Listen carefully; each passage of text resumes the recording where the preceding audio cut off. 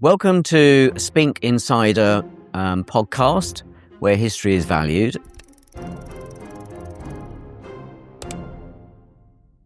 My name's Tim Robson. I'm a specialist here. But today I'm with a colleague, Ella, and we're going to talk about jewellery, which the company used to sell throughout 200 years. And we have been selling bits of jewellery in the showroom, but now we're going to introduce jewellery sales and jewellery auctions. So we thought we might talk a little bit about jewellery in general. So Ella, over to you. Yes, hello. I'm Ella Mackenzie, and I'm also a specialist here at Spink. We thought, today we'd like to introduce the world of jewellery to our clients and also our specialists, our fellow colleagues. And sort of we'll be talking about how some jewellery can be quite overlooked in terms of value, why it might be underestimated or potentially overestimated, and sort of teach you some clues on what to spot when you might be looking through your own jewellery box, or if you find yourself in an antique shop looking through the cabinets, and how to spot a good find, basically. Okay. Here we go. Good. Well, maybe we should start broadly. Where are you likely to have jewellery from? In if for a typical family, where's the jewellery likely to originate from? In the safe. No. Well, I guess the slightly different thing about jewellery compared to stamps or coins or any of the other areas that we currently work with is that pretty much everyone owns jewellery. Mm-hmm. Not everyone owns a specialist coin collection. Not everyone owns a special banknote. So that's a really good starting point in terms of pretty much everyone will have something in their house or on their hands or on their neck that holds some value, whether that's monetary or emotional, etc. So you might inherit a piece of jewellery, you might buy it yourself. As I mentioned in the intro, antique shops, pawn shops, it's sort of an endless supply, really. Whereas, for something a bit more specialist, you might have to, like a coin collection, you'd have to seek out those places a bit more. But walk along your high street, there's several different opportunities to acquire it, whether it's secondhand or new. So those are the two differences there. So that introduces really quite a wide topic, because if it's come from an ancestor, it's going to be a different period, a different type, a different style.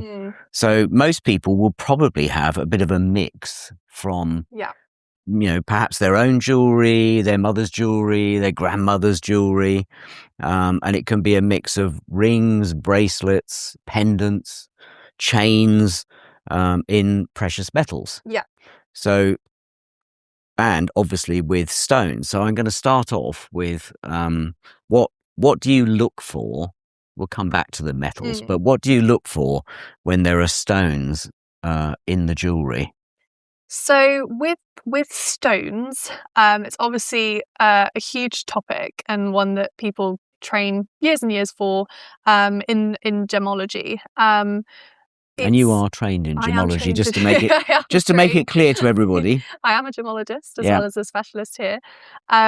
In terms of stones, there are a few sort of initial things that we can check for before we get to using specialist equipment, which we have here at Spink, or potentially going further than that and submitting a stone or a piece of jewellery to a lab, which in some cases is required. You're really looking for any clues as to obviously the identity of the stone, but also maybe it's been treated in some way, maybe it's a synthetic. Right. There's all these sort of words that are sort of thrown around in the industry and in general life, really, when we talk about a real gemstone. That sort of doesn't mean anything, because it might be a real plastic gemstone. It's still real. So there's some terminology out there which as I've been learning about gemology, I've really thought it's actually a big mystery to people, and compared to other areas of the industry, the way that stones are presented to people can be incredibly misleading. Right. as I say, terms like authentic or real, we wouldn't use. And now you've got obviously people knowing about lab grown stones and what does that actually really mean, and the ethical concerns around that, the ethical concerns around mining. It's all a bit smoke and mirrors. So if we can help anyone today understand that a little bit better, then that's the aim.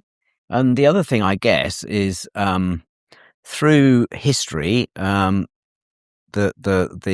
stones themselves, in terms of demand or fashion, change. So I know only a tiny bit, but things that were classed as semi-precious stones and precious stones, which in itself is a little bit confusing. Some semi-precious stones are immensely desirable now. But when you open a box and it's got Granny's stuff in it, there'll be all sorts of things winking at you from the box, all different colours, different stones. And that really, I guess, is the start point for deciding whether whatever the piece of jewellery is it worth something because the stone in the jewellery, or stones, are desirable, plus the metal, or are the stones themselves, so small or so insignificant that they don't matter. Well, I think this sort of brings us to like an overarching point in terms of scrap value, which I don't like the term, but scrap value versus something that could be worth more in a retail or an auction setting. And that goes along with the metals as well. As you mentioned the terms precious and semi-precious, when I was doing my training, we were actually told not to use those terms at all.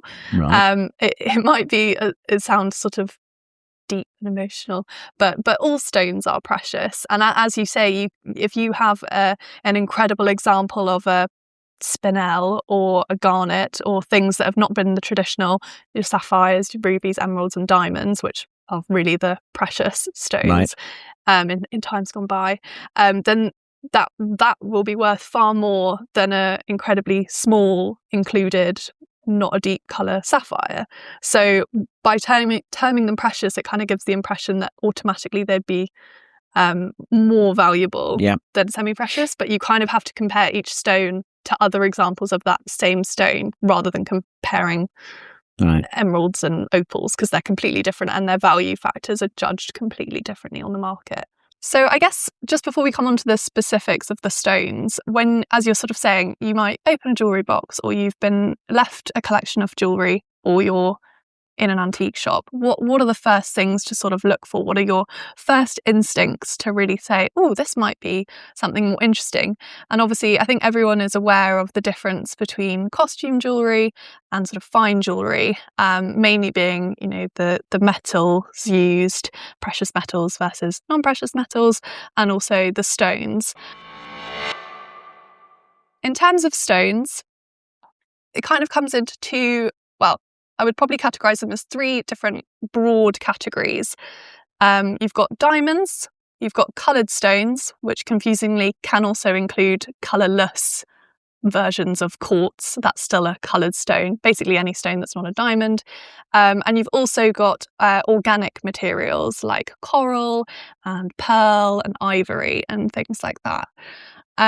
So to come to diamonds, first of all, what we're looking for with a diamond, I think most people will probably be quite familiar with the 4 C's. Are you familiar with the 4 C's? Carats, clarity, clarity. Oh God, 2 others. Carat, clarity. You've got cut as well. Oh yeah, of course, cut. And what? Which ones have you said? Clarity. Colour. Yeah, fine. So those are the 4 C's that largely diamonds are judged on. The difference, I would say, with noticing just in a sort of, if you had a mass of jewellery, whether a diamond might be of particular interest, because the major difference between diamonds and coloured stones is that all diamonds have value, whereas not all coloured stones have value, which is why they differ a lot in their mining processes, because even the smallest diamonds are very useful, not in jewellery, but in industry. So that sort of differentiates them as well. But older diamonds tend to be cut in a different way. So you have the difference between, people may have heard of the old mine cut. So when you look at it with a loupe or a magnifying glass, you might see a sort of circle in the middle, which is where the point at the bottom of the diamond has sort of been chopped off. Right. They tend to be less of a perfect round shape and slightly more square as well. And they also might be more yellowish toned. The round brilliant cut is really there to be as bright and as sparkly as possible and allow as much light into the stone as possible, and often done in a mechanized way now, whereas the old cuts were done by hand. Until quite recently, the round brilliant cuts were sort of the pinnacle. That's what you wanted to aim for. They were the most expensive stones. But in the ages we live in, people are really starting to appreciate the old cuts, and sort of appreciate when they have flaws. People like Taylor Swift have recently had an old cut in their engagement ring, so that's made them very popular as well. And so even though they might not be perfect, people are sort of seeking out those sort of stones with more personality, I'd say. So that's a growing market at the moment. So I would say colour, and if you are able to look closely at the stone, checking for that slightly different shape as well. And that can be also, if you've got an older stone, you've probably got an older piece of jewellery, which potentially is more interesting than something more modern made. Okay. So also another way you can test sometimes with a diamond, and the sort of caveat to all of this is that when gemstones are set in jewellery, they're a lot harder to test, and some things we just can't see unless you fully removed a stone from a setting. But there are some quick little tests you can do, and one's very basic. I've got my little piece of paper with a line on it. So if you had a loose diamond, which unfortunately we don't have to show, but the difference would be if you put a cubic zirconia, which I have here, which is a man-made stone and much more affordable, and you place it on a line which has on a white piece of paper. I'll show you afterwards, Tim. You would be able to see the line through when you look down You can through see the the stone. line underneath. Yeah, whereas if it was a diamond, unless it was very badly cut, the line would be obscured by all the light that's coming through. So you'd be able to see there. You see the line? So that's a very quick, obviously, you need to do other tests as well. We also have, for example, something that we use here. We have a thermal probe, and that will differentiate, again, not always, you need to do other tests, but diamonds and synthetic moissanite from pretty much all other stones, because those two are thermal conductors. That's why diamonds might feel cool to the touch as well compared to a cubic zirconia, for example. You would need a further test to test the electrical conductivity, and that's how you separate diamonds from synthetic moissanite. That's another probe. So what does it actually do? So if we have a diamond ring here, I have to wait for it to warm up, unfortunately. What it does is it sends a little thermal current into the stone and sort of registers how much is being sort of bounced back. Okay. So, oh, good, it's green. Okay, let's go. What do we want to do first? We want to do the diamond first or the fake? No, let's do the real one first. So the real one, but I hope this works. So I'm getting a blue, which on this particular model indicates diamond. It would also potentially be synthetic moissanite, so we'd need to do other tests afterwards, but that cuts out a huge amount of possibilities compared to the cubic zirconia, which doesn't even give a reading. So pushing the probe in and getting nothing back. And can you use that on other stones? This one in particular is really just to differentiate between diamond and its simulants. Okay. When we look at coloured stones, there's obviously a huge amount of variation. And the journey of a coloured stone is really interesting. Obviously, that's not what this podcast is about, but I have a little example of sort of the journey of an amethyst from its rough state to being in a ring. Because I find, obviously, jewellery can be historical, but I think it's really interesting to also think about how old these stones are, and they are really the Earth's history, which is slightly different to the other things that we sell here. I guess you could talk about the metals of coins being very, very old, but these gemstones have really gone on a journey. So, for example, with amethyst here, I sort of managed to source. That's these. Amethyst is the purple variety of quartz. So citrine is quartz, you have rose quartz, there's polycrystalline examples of quartz, but everyone's quite familiar with amethyst. So this is it in its rough state. So you can see it's a sort of hexagonal prism. Yeah. This is it if the rough stone has been tumbled, so you might see things that look like pebbles. Often if you go into like crystal shops and they have all the little boxes of stones you can choose, so that's basically just been tumbled together to make it smooth. But that's what we would call a non-faceted bead. Or you get them faceted, which is when they have been cut by a lapidary to put into jewellery like this, is when you have the flat faces. So there's a tiny little example of a loose stone there, but here's a larger one set in this gold ring. It's quite pretty, that, actually, isn't it?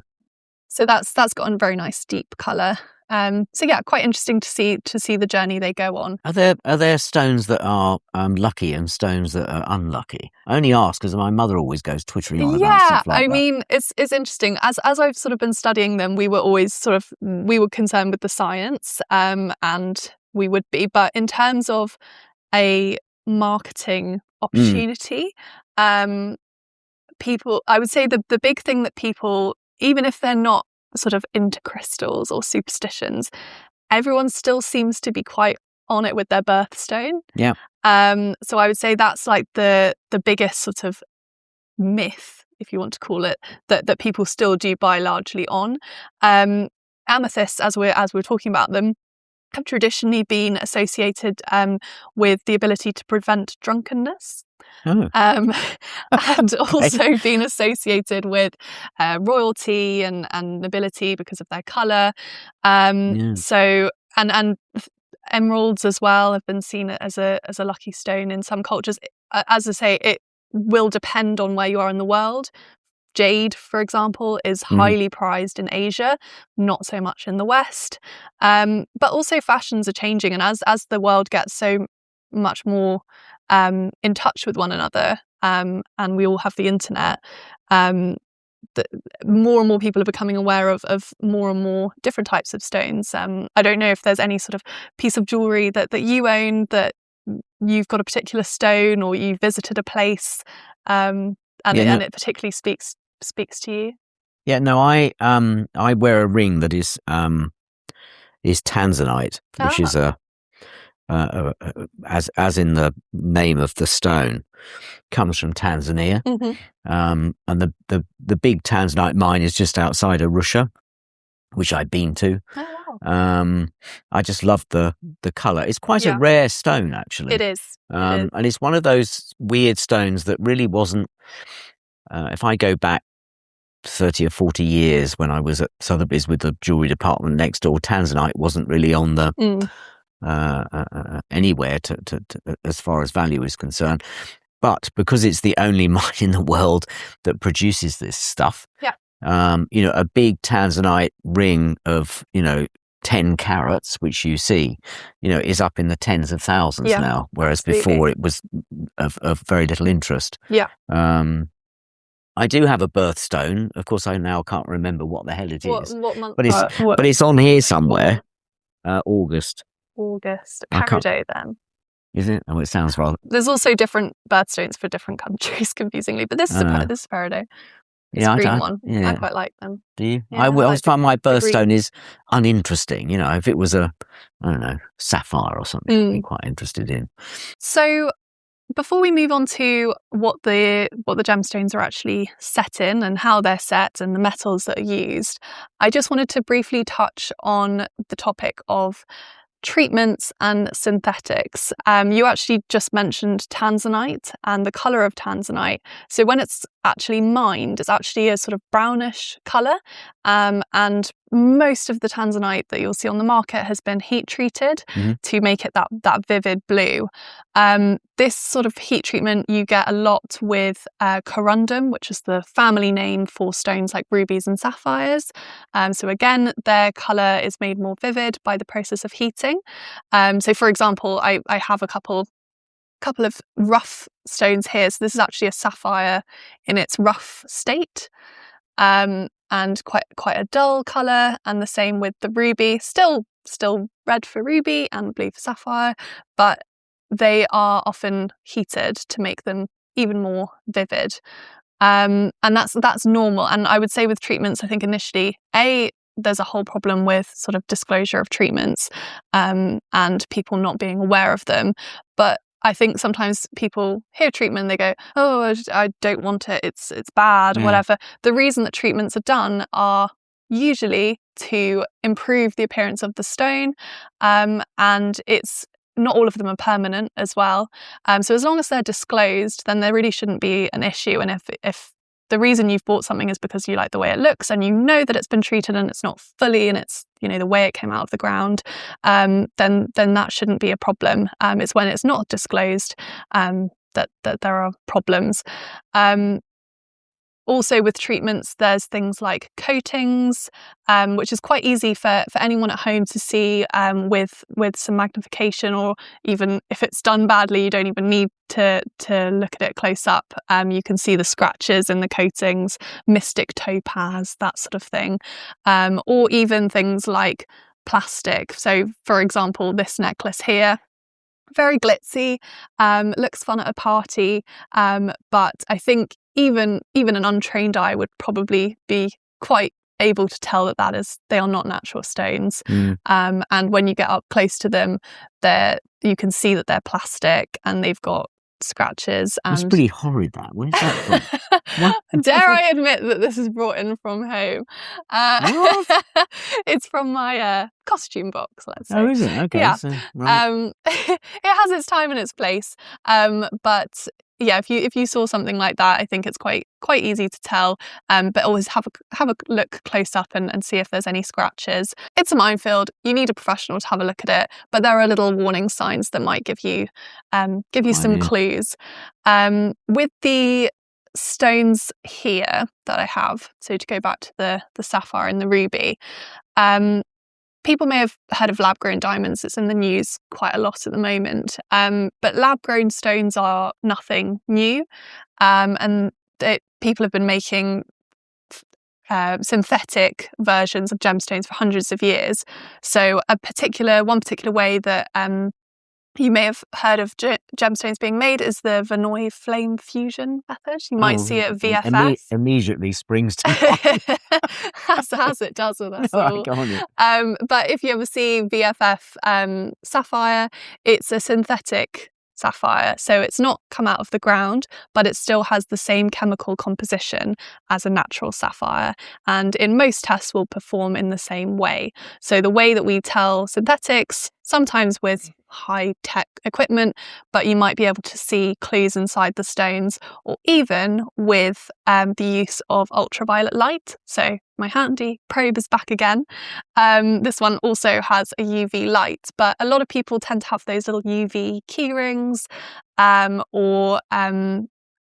so if you have one at home, you might also be able to have a quick glance over your jewellery and just see if there are any clues. Now, sometimes that's to do with the actual colour that is coming back at you with the fluorescence, but also in the case of, for example, the ruby here. So this is a natural heat-treated ruby, and this is a synthetic. So even before we get to the UV light, what differences do you notice about those two stones? The sparkle. The sparkle? Yeah, colour. Colour? What about the colour? Well, the one on the left, or on the camera's right. This one? Yeah. Yeah. Has a much It's much more vivid, isn't it? Vivid compared with the other one. It's like juicy. It's almost too good to be true. And that's sort of because it is. And when we put UV light over it, rubies will fluoresce because of their chromium content. But you'll see when we put it on the natural, it does. Yeah, of course, it does glow. But when we put it on the synthetic stone, it is so bright. Obviously, it's helpful here because we can look at the two next to each other. UV light's really handy if people ever come across like a packet of stones and they're all a similar colour. You can pick out differences that way. But if you are seeing stones that look very bright, look very clean, so if I pick up the ruby, you'll be able to see that it's not fully clear. There's a lot of inclusions. Yeah. Whereas the synthetic stone pretty much has none of that, and you can see straight through it. So anything which is really clear is a bit of a warning sign that it might not be completely natural. So is this your instinct thing? Well, it's instinct, but I would say there's ways you can train an instinct. And the more you look for things, the more you see them. Quick test, for example, for amber, a sort of practical thing, amber can become static. So if you have a woolly jumper and you've got amber, or what you believe are amber beads, you can rub it on the woolen jumper and it would attract little bits of paper. Does that mean it's genuine? It's a clue. It's a good sign. Some plastics will also do that, so you have to be a little bit careful. You could also, if you found yourself with nothing to do on an evening, do the salt water test, which is where you make a very salty water solution and amber will float, whereas most plastics will sink. Now, you say that, but my son has, and I bought him amber, when you get the little insects inside, because he's obsessed with Jurassic Park and all that sort of stuff. But we don't really know whether the amber is real or whether somebody's bunged a mosquito in a lump of plastic. Yeah. So if I get sorry, we completely diverting off the thing. But anyway, I'm sure there are other people out there that have insects encased in amber. But if there are, I get some water, cold water, like room temperature water, and I plop it in, and if it bounces up again, so it needs to be salty. So you're going to need a lot of salt, and you're going to need to stir it in until it doesn't absorb any more salt, and then you put the amber. Oh no, that's a really useful tip. And obviously, if you have like a string of beads, and then they're on thread, that's going to affect things. It's really when it's not mounted or strung in any way. As you mentioned, the insect, people sort of used to think, oh, if I see a bug in my amber, then it must mean it's real. Yeah, exactly. But as you say, there are plenty of people out there who put mosquitoes in pressed amber or plastic. So this is a really weird thing to say, but a good clue is how organised your insect looks. So if it looks like it's struggled because it was dying as the amber was drying, then that's a good sign. If it's perfectly in the middle, all of its legs arranged nicely, I have a feeling then probably probably not real. All right, sorry, we digress. Yes, go on. Okay, so I guess let's move from the stones to their settings and the sort of metal in jewellery. What's your sort of experience of sort of where the intrinsic value of the jewellery has been made in the context of things that you've sold? Broadly speaking, most people, when they see something like this that doesn't effectively weigh very much, they actually don't think it's worth bothering about. Because the price of certain metals, particularly gold and more recently silver, is astronomically high compared with what it was certainly 12 months ago, 2 years ago, 3 years ago, 4 years ago, that even little tiddly things like this that don't weigh very much can still be worth, £100 to £500, dependent on the carat. Yeah. The carat is basically the purity of the gold it's made from. Most English jewellery is marked. So inside the ring, you will see some form of mark. Normally it's done as a percentage. Sometimes it's done as, it's stamped 9 CT, which means it's 9 karat gold, or it'll be 0.375, which is exactly the same thing. There may be other, if it's 18, it'll be 0.750. If it's American gold, it's normally 14 karat. If it comes from India, it's very often 24 karat. It's rare to have 22 karat gold rings. Most of them are 9 or 18 karat. And that includes going back into the 19th century. If it's silver, it'll either have 0.925, which means it's what's called sterling silver, or it'll have, very rarely have, some form of hallmark on it. So if you get your ring and you look and it doesn't have any of those things I've talked about, it doesn't necessarily mean that it isn't gold. Yeah. And we do have testing equipment here, and it's not unusual for me, to take in 20 rings that somebody really doesn't want anymore, and to find that almost all of them are gold, even though they're not marked. The other quick thing to say is broken jewellery, particularly chains, which people tend not to get repaired because it costs quite a lot of money.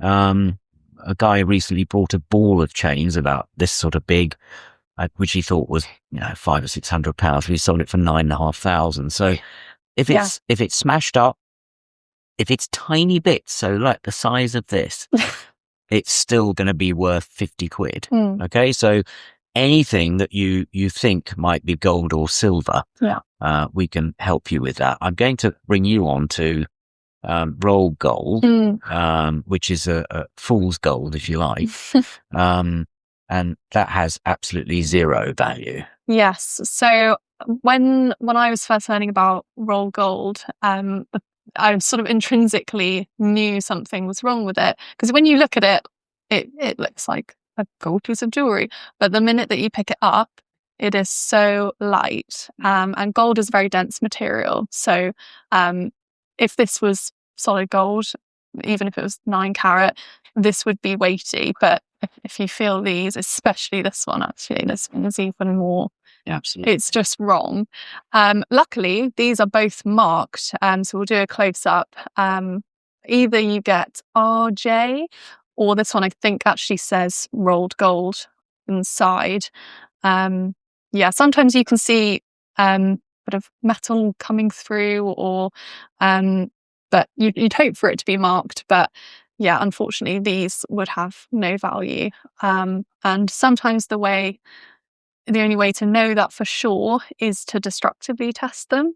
Yeah. So we are limited of what we can do here, and even if you can get it X-ray, XRF tested, that will only test the surface. And compared to something like plating, that's a much thinner layer. So that's easier for those sort of machines to pick it up. Rolled gold tends to be harder to detect. So unfortunately, they probably will need to drill your jewellery. So if you're looking to just realise the pure metal value and you don't really mind about what happens to it, then there are places that can definitely help with that.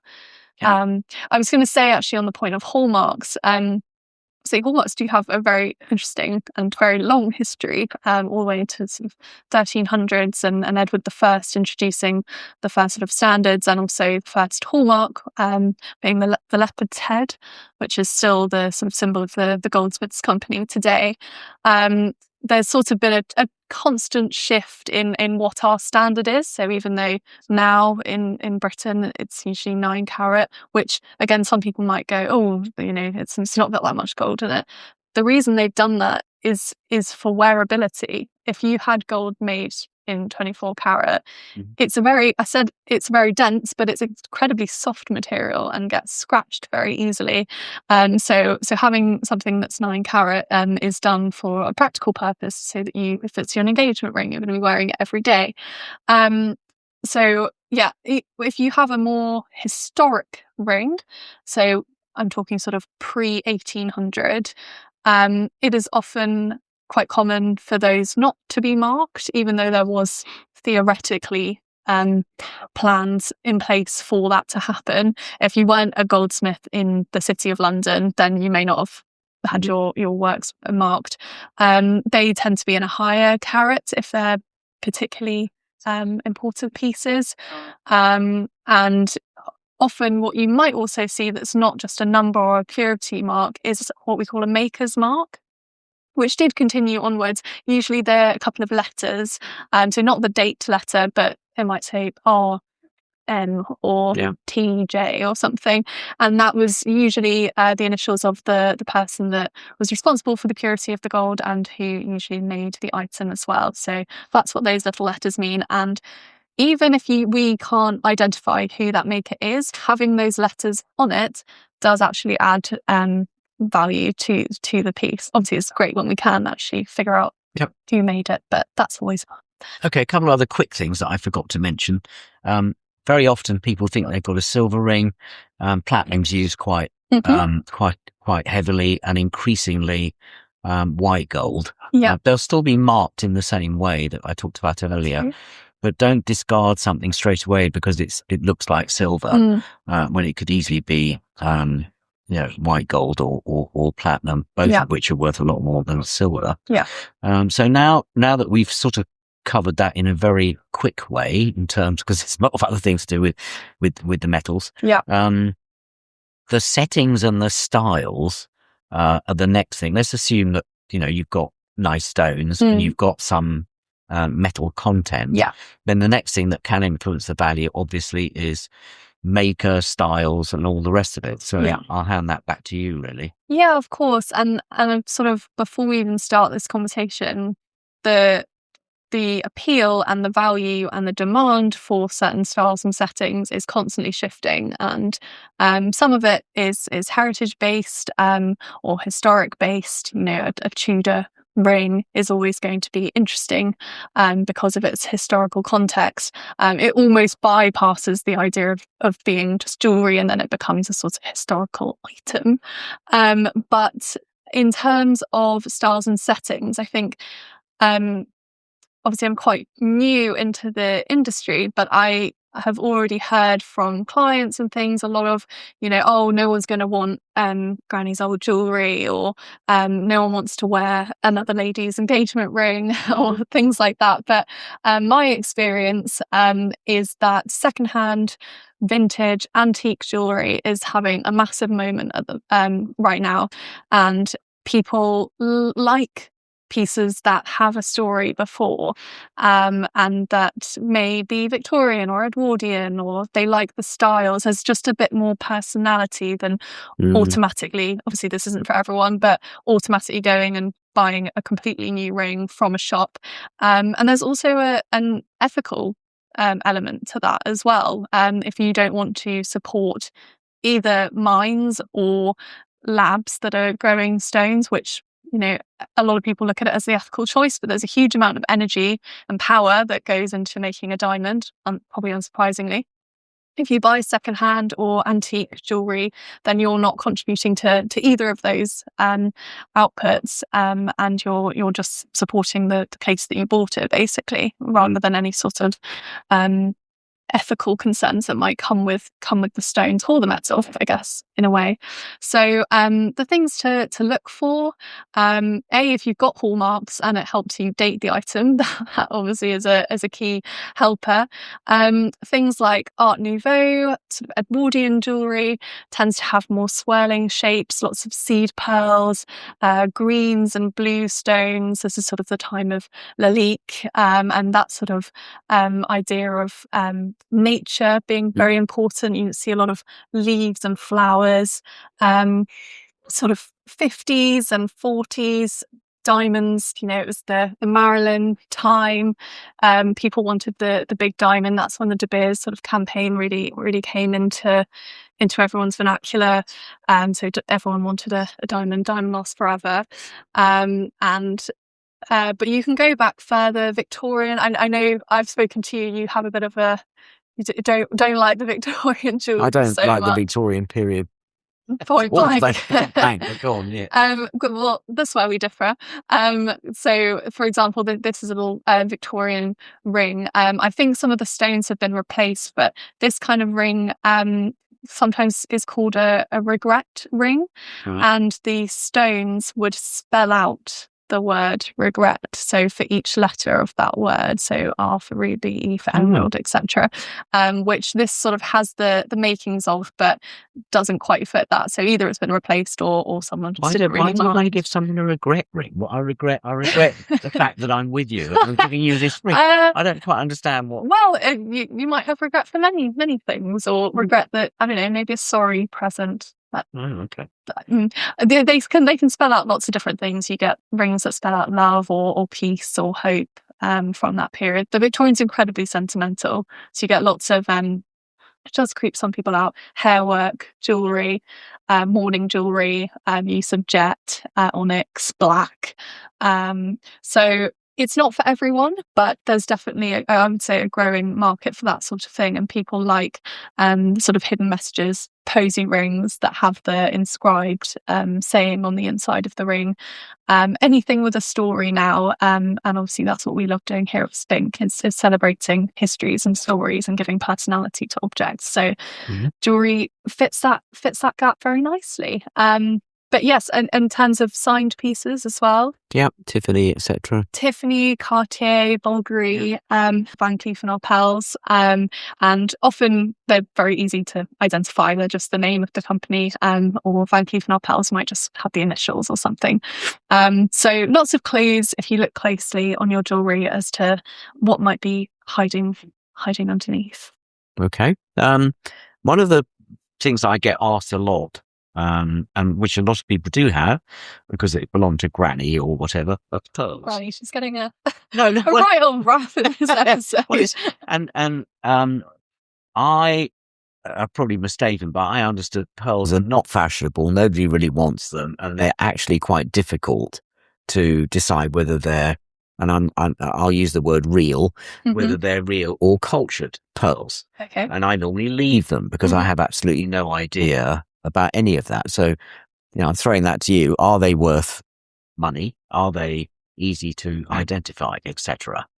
So a natural pearl, so by that I mean one which has come from an oyster, zero human intervention at any point, apart from the stringing right at the end, they command a lot of value because you pretty much can't really get natural pearls anymore, because there was such a fashion for them sort of 100, 200 years ago, that they were pretty much just completely farmed out.